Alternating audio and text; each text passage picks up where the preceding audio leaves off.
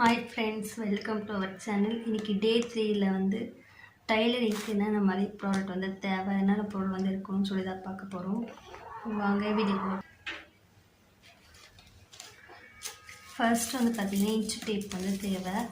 Inch tape எல்லாமே நம்ம வந்து அளவு ப்ளவுஸ் இல்லை அளவு சுடிதார் வச்சு நம்ம வந்து மிடி ஸ்டிச் பண்ணலாம். அளவு எடுக்கிறதுக்கு வந்து நமக்கு வந்து இன்ச்சு டேப் வந்து தேவை.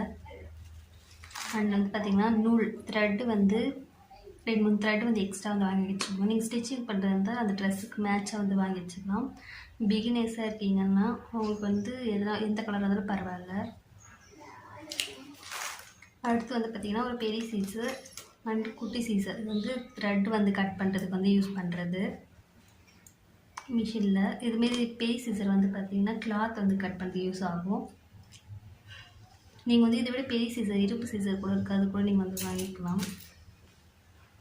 அண்ட் வந்து பார்த்திங்கன்னா பாபின் அண்ட் கேஸ், இது வந்து நம்ம எக்ஸ்ட்ரா வந்து வாங்கி வச்சுக்கணும். நம்ம ஏதாவது நிறைய கலர் வந்து யூஸ் பண்ணுறதா இருந்தால் இந்த மாதிரி எக்ஸ்ட்ரா வந்து வாங்கி வச்சுக்கணும். அப்புறம் வந்து கொக்கி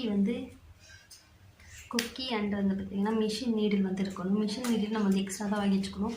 எந்த நேரத்தில் வந்து அந்த நீடில் வந்து உடையும் தெரியாது, அதனால் நம்ம வந்து அது எக்ஸ்ட்ரா வந்து வாங்கி வச்சுக்கணும். அப்புறம் வந்து பூக்கு இதெல்லாம் தைக்கிறதுக்கு நார்மல் நீடிலும் வந்து வாங்கி வச்சுக்கோங்க.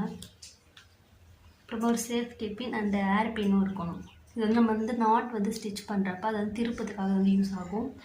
நாட்டு இதெல்லாம் ஸ்டிச் பண்ணி திருப்பத்துக்காக தனியாக ஒரு ஸ்டிக் மாதிரி வந்து சேல்ஸ் பண்ணுறாங்க. அந்த மாதிரி வந்து நீங்கள் வாங்கிக்கலாம். அப்படி இல்லைன்னா இந்த மாதிரி வந்து வாங்கிக்கோங்க.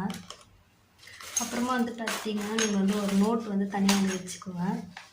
நீங்கள் வந்து பார்க்குற அட்டென்ட் பண்ணுற ஒரு கிளாஸுமே இதுமாதிரி ஒரு நோட் புக் வந்து எழுதி வச்சிங்கன்னா எப்பவுமே வந்து யூஸ்ஃபுல்லாக இருக்கும்.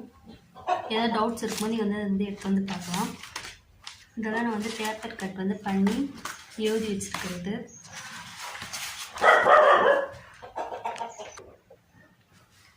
நீங்கள் வெளியிலலாம் ஷாப்பில் போய் கற்றுக்கிட்டீங்கன்னா ஃபஸ்ட்டு வந்து பேப்பரில் தான் சொல்லி கொடுப்பாங்க.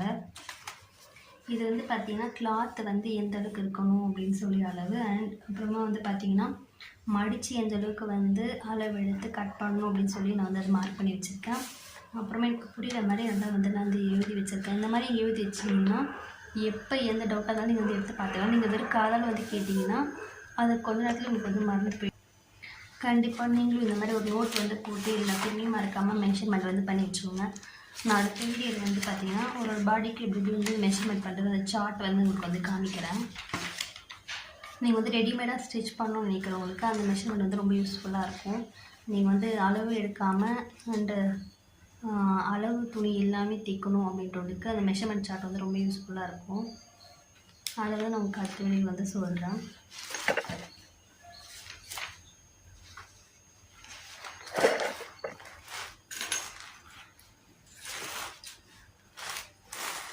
ஃபர்ஸ்ட் வந்து பார்த்திங்கன்னா ஸ்டிச்சிங் ஸ்ட்ரைட் லைன் அண்டு பார்த்திங்கன்னா ஜிக்ஸாக் மாதிரியெல்லாம் நீங்கள் வந்து போட்டு ஃபஸ்ட்டு வந்து ஸ்டிச்சிங் கரெக்டாக வருதான்னு பார்த்துக்கோங்க.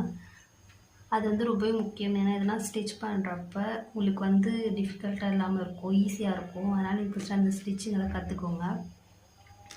கர்ச்சீப் ஓரம் அடிக்கிறது, அப்புறம் சாரீ ஓரம் அடிக்கிறது, இந்த மாதிரிலாம் கொஞ்சம் கொஞ்சமாக கற்றுக்குங்க ஸ்டெப் பை ஸ்டெப்பாக.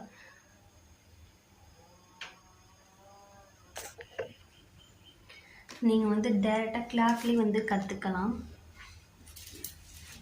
இதெல்லாம் உங்ககிட்ட இருக்கான ஓகே இல்லாதவங்க இதெல்லாம் கொஞ்சம் வாங்கி வச்சுக்கோங்க. அடுத்த வீடியோ பண்ணிக்கலாம்.